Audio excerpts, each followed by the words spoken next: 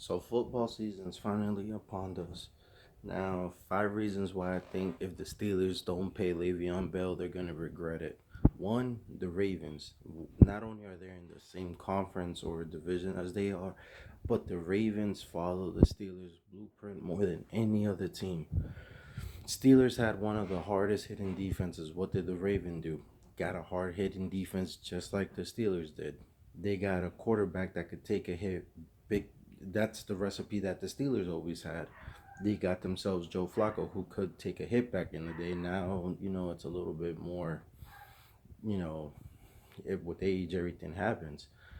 They got themselves a running back that could ground and pound. Back in the day, they had Ray Rice, just like now they have Le'Veon Bell on the Steelers. So if the Steelers don't sign him, most definitely the Ravens are going to be looking over there. Another thing, Cleveland is right there. They're coming for it. They just need a little bit more, and they're almost there. And I think if they get somebody like Le'Veon, it's gonna push them over the top with all the weapons that they have on offense. Having Jarvis, having Gordon, all those other big name receivers that they have. If they do sign Des Bryant, not only is that a great dynamic for Des, but it's also a great dynamic for them because you know, lets Dez have a rejuvenate his career. I think he won't have a fall off career like he did in Dallas if he plays for somebody like Tyrod Taylor, because Tyrod himself is a risk taker, a smart risk taker sometimes, for the simple fact that he assesses or he knows what his receivers can't and can do. Now he never really had that many star name receivers. Sammy Watkins was injured most of the time. Kevin Benjamin came, as soon as he was about to get shipped off. He's never had that number one or two receivers that can make a defense look back. He always had an okay run game, and then when they got Shady, that's when it actually became better.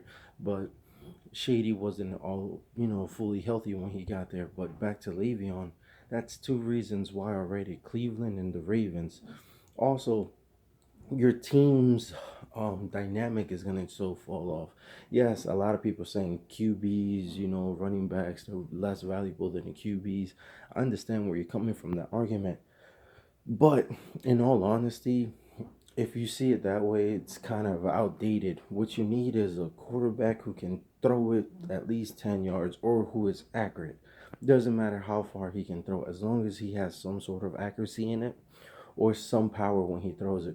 If he can step out of the pocket, that's great. That's a bonus. But in all honesty, you should look at it this way.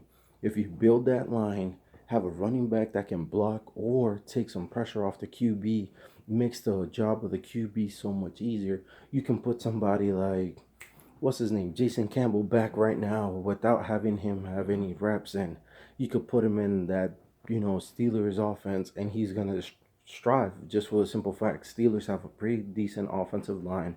They have complementary receivers. Ooh, that word almost got me messed up.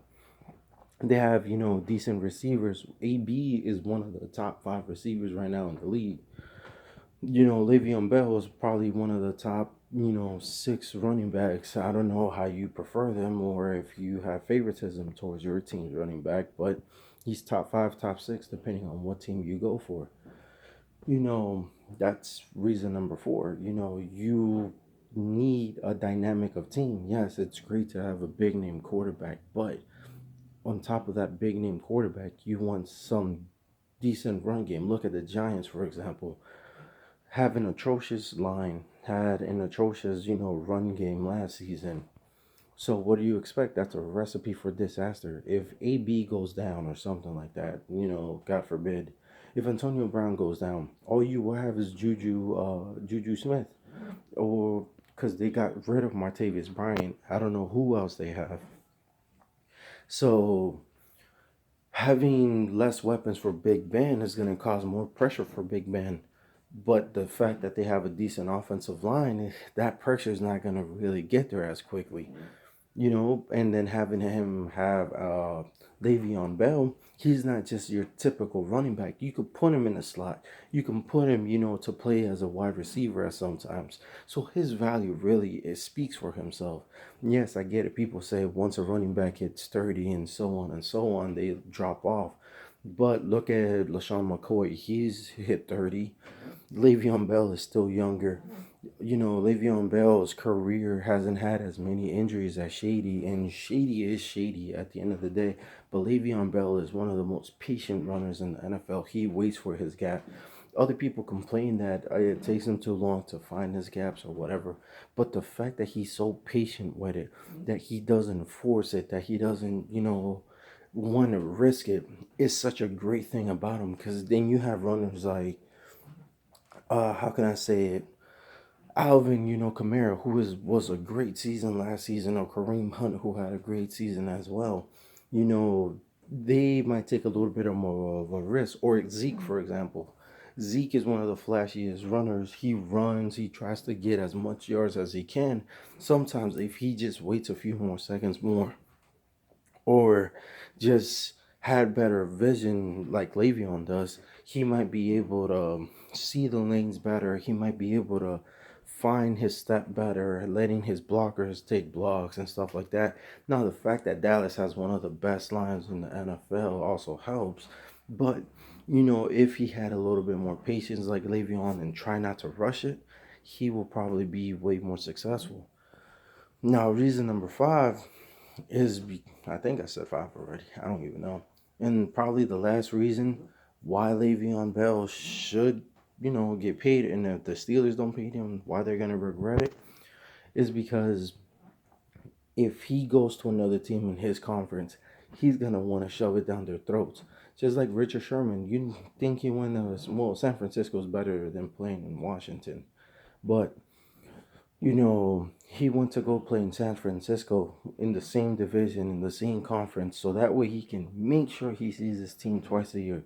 Why? Because he wants to make sure that at the end of the day, it's his jersey picking off Russell Wilson. Same thing with Le'Veon Bell. If he goes to the Ravens, it's going to be his jersey running it down their throats. It's going to be him in Cleveland running it down their throats. Because at the end of the day, he's going to play with more animosity. He's going to play with more fudge it. I can't even say that word right now. He's going to play with more intense. There you go.